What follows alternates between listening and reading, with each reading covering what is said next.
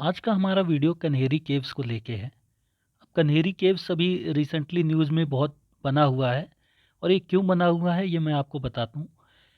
ये रिसेंटली अभी G20 की प्रेसिडेंसी जो है वो इंडिया के पास आई है, हम सभी जानते ही हैं। और G20 का डेलीगेट्स जो है ये कन्हेरी केव्स में इनके लिए एक classical instrumental music organisation music function एक ऑर्गेनाइज किया गया था। और उसको अटेंड करने के लिए जो है G20 के डेलीगेट्स वहाँ गए हुए थे। हालांकि ये फंक्शन जो है ऑर्गेनाइज तो हो चुका है और लास्ट फ्राइडे को ही ये ऑर्गेनाइज हुआ है। लेकिन इस पे जो है कई सोशल ग्रुप्स जो हैं, सोशल एक्टिविस्ट ग्रुप हैं, जो एनजीओज हैं और इन्वायरमेंटलिस्ट हैं, इन्होंने इस पे बहुत ज़्यादा ऑब्जेक्शन जताया है। अब क्योंकि ये कन्हेरी केव्स की लोकेशन जो है ये संजय गांधी नेशनल पार्क के एकदम जो है आउटस्कर्ट्स में है। और वहाँ से क्या होता है कि इसके लोकेशन की वजह से जो इस नेशनल पार्क के जो जानवर हैं उनको प्रॉब्लम होती है। और वहाँ पर बड़े बड़े जो है एम्पलीफायर लगाना और माइक लगा के जो है हाई म्यूजिकल प्रोग्राम करना, ये एक तरीके से वहाँ का जो नेशनल पार्क के जो जानवर हैं उनको जो है डिस्टर्ब करने का जो है तरीका है ये। तो इसी वजह से इन लोगों ने यहाँ पे इसको ऑब्जेक्शन जताया है। तो इसीलिए ये हमारे लिए इम्पोर्टेंट हो जाता है। और कन्हेरी केव्स है क्या, इसका क्या इतिहास है और ये किस लिए इतना फेमस है, इसको जो है हम यहाँ पे अभी देखते हैं। तो देखते हैं हम what are the Kanheri caves. Kanheri caves are a group of caves and rock cut monuments located on the western outskirts of Mumbai. The caves are located within the forest of the Sanjay Gandhi National park. तो मुंबई से north की तरफ हम जाएंगे 20 kilometre north की तरफ, तो ये कन्हेरी केव्स वहाँ पे मिलेगा। तो ये जो केव्स हैं ये संजय गांधी नेशनल पार्क के फॉरेस्ट के अंदर ही है। The name Kanheri is derived from Kanhagiri in Prakrit. तो कान्हागिरी एक वर्ड है जिससे कन्हेरी जो है ये निकला है। Kanheri was mentioned in the travelogues of foreign travellers. The earliest reference of Kanheri was mentioned by Fahien who visited India during 399 to 411 CE and later by several other travellers. तो उनके ट्रेवलॉग्स में जो है कन्हेरी केव्स का मेंशन है। अब हम देखते हैं यहाँ पे क्या क्या एक्सकवेशन किया गया है और क्या क्या किस लिए फेमस है ये। Kanheri caves comprise more than 110 different rock cut monolithic excavation and is one of the largest single excavation in the country. तो यहाँ मोनोलिथिक मतलब क्या होता है? मोनोलिथिक मतलब एक ही स्टोन का बना हुआ ये एक्सकवेशन है। The scale and extent of excavations with its numerous water cisterns, epigraph, one of the oldest dams, a stupa burial gallery, and excellent rainwater harvesting system, indicate its popularity as a monastic and pilgrim center. तो यहाँ पे जो rain water harvesting system जो मिला है ये इसकी popularity को दर्शाता है। और इसके साथ साथ वाटर सिस्टम्स, एपिग्राफ, ये सारी चीज़ें जो यहाँ पे मिली हैं ये बताती हैं कि ये पुराने टाइम का एक बहुत ही फेमस सेंटर था। इसका आर्किटेक्चर देखते हैं कैसा है। These excavations were primarily undertaken during the Hinayana phase of Buddhism but also has several examples of the Mahayana stylistic architecture as well as few printings of the Vajrayana order. तो ये इसका जितने भी एक्सकेवेशन किया गया है, जो यहाँ पे बनाया गया है, इसका जो भी आर्किटेक्चर डिज़ाइन किया गया है ये ज़्यादातर जो है हीनयान फेज में किया गया है, जो बुद्धिज़्म का फेज होता है। तो हम लोग जानते हैं कि बुद्धिज़्म को जो है दो तरीके के फॉलोअर्स जो है बुद्धिज़्म को मानते हैं और बुद्धिज़्म में दो तरीके के फॉलोअर्स होते हैं, एक हीनयान और एक महायान। तो हीनयान और महायान होता क्या है और इसके बीच क्या डिफरेंस है ये हम आगे अभी देखेंगे।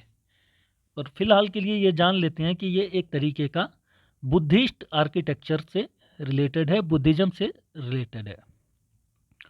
Kanheri flourished under the Satvahana, Tricotax, Vakatakas and Silaharas and through donations made by the wealthy merchants of the region.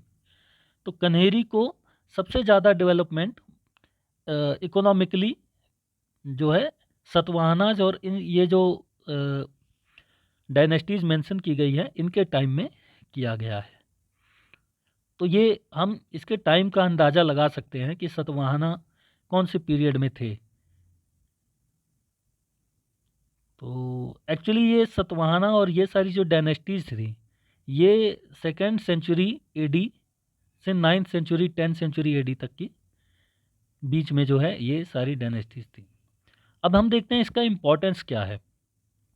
Kanheri caves are part of our ancient heritage.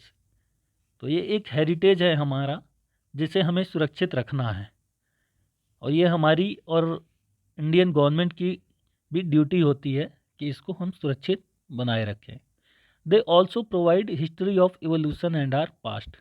तो इससे इसके अंदर जो भी जानकारियाँ मिलती हैं, जो भी इसके अंदर आर्किटेक्चर किया गया है, इससे हमें ये पता लगता है कि हमारा इवोल्यूशन कैसे हुआ और हमारा इतिहास कैसा था। The architectural and engineering marvel of heritage sites like Kanheri caves और the Ajanta Ellora caves signify the knowledge about art, engineering, management, construction, patience and perseverance of those period people.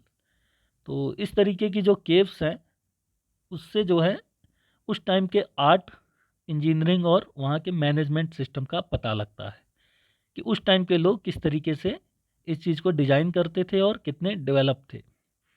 Many such monuments back then took more than 100 years to be built. तो बहुत सारे monuments ऐसे हैं जिनको 100 साल से ऊपर लगा बनने में। It is the only center where a continuous progression of Buddhist faith and architecture is observed as an unbroken legacy right from 2nd century CE to 9th century CE is observed here। तो ये एक ऐसा Buddhist Pilgrim centre है जो 2nd century BC से AD से लेकर 9th century AD तक जो है लगातार यहाँ पे बुद्धिज़्म का ही जो है फॉलो करते रहे लोग और बुद्धिज़्म के लिए ही ये फेमस था। अब हम देखते हैं what is Hinayana and Mahayana. तो हीनयान क्या होता है? Hinayana means literally lesser vehicle, also known as abandoned vehicle और defective vehicle. It believes in the original teaching of Buddha और डॉक्ट्रिन ऑफ एल्डर्स। तो हीनयान जैसे कि नाम से ही पता लगता है कि इसमें जो है व्हीकल जैसा कोई वो नहीं है। मतलब जो हमें मोक्ष की, बुद्धित्व की प्राप्ति जो होगी उसके लिए कोई शॉर्टकट नहीं है, कोई ऐसा तरीका नहीं है। इसके लिए सिर्फ और सिर्फ बुद्धा की टीचिंग ही हमें बुद्धिज़्म को, बोधिसत्व को हासिल करा सकती है। It does not believe in idol worship and tries to attain individual salvation through self discipline and meditation. तो एक तो ये हो गया कि इसमें आइडियल वर्शिप जो है अलाउ नहीं किया जाता है और ये इंडिविजुअल सैल्वेशन जो है, मोक्ष की प्राप्ति तभी होगी जब आप सेल्फ डिसिप्लिन होंगे और मेडिटेशन करेंगे, जिस तरीके से भगवान बुद्ध ने किया था। दूसरी तब महायान का क्या सिद्धांत है? Mahayana, this sect of Buddhism believes in the heavenliness of Buddha and believes in the idol worship। तो ये मानते हैं कि बुद्धा जो थे एक तरीके के हेवनलीनेस पर्सन थे। हेवन मतलब स्वर्ग से जुड़े हुए जो है पर्सन थे और ये भी मानते हैं कि मूर्तियों की पूजा होनी चाहिए। आइडल वर्शिप को ये अलाउ करते थे। It originated in North India and Kashmir and then spread into Central Asia, East Asia and some areas of Southeast Asia। Mahayana believes in mantras। तो महायान जो हैं एक तो आइडल वर्शिप को भी मानते हैं और दूसरा मंत्र को भी ये मानते हैं। Its main principles were based on the possibility of universal liberation from suffering for all beings। That is why this sect is called Mahayan, the great vehicle। तो ये सफरिंग्स फॉर ऑल बीइंग्स से liberation, जिस तरीके से बुद्धा का भी सिद्धांत था कि हम सब जानते हैं कि बुद्ध चरित में हमने पढ़ा है कि जब बुद्ध घर छोड़कर जा रहे थे तो उनके सामने जो है उन्होंने ये देखा कि कितनी सफरिंग्स है लोगों के बीच में, कितना पेन होता है और एक दिन मृत्यु हो जाती है। तो ये सारी चीज़ें जो हैं बुद्ध की कहानियों में जो हम लोग पढ़ते आए हैं उसी से रिलेटेड है। तो इनका भी यही मानना है कि हमें जो है जितनी भी इस दुनिया में सफरिंग है, पेन है, उनसे हमें लिबर्टी मिले, उनसे हमें आज़ादी मिले। और इसीलिए जो है ये प्रिंसिपल को जो बुद्धा ने फॉलो किया था उसको ये फॉलो करते हैं। Its principle are also based on the existence of Buddhas and bodhisattva embodying Buddha nature. It allows salvation through having faith and committing oneself to Buddha. तो बुद्धा को डिवोट करने से सेल्वेशन मिलेगा, ऐसा इस जो है महायान के फॉलोअर्स का मानना है। तो ये जो हमारा बेसिकली कन्हेरी केव्स है ये न्यूज़ में है और एग्ज़ाम में आने के चांस इसके बहुत ज़्यादा हैं, इसीलिए मैंने ये लेक्चर सेलेक्ट किया है।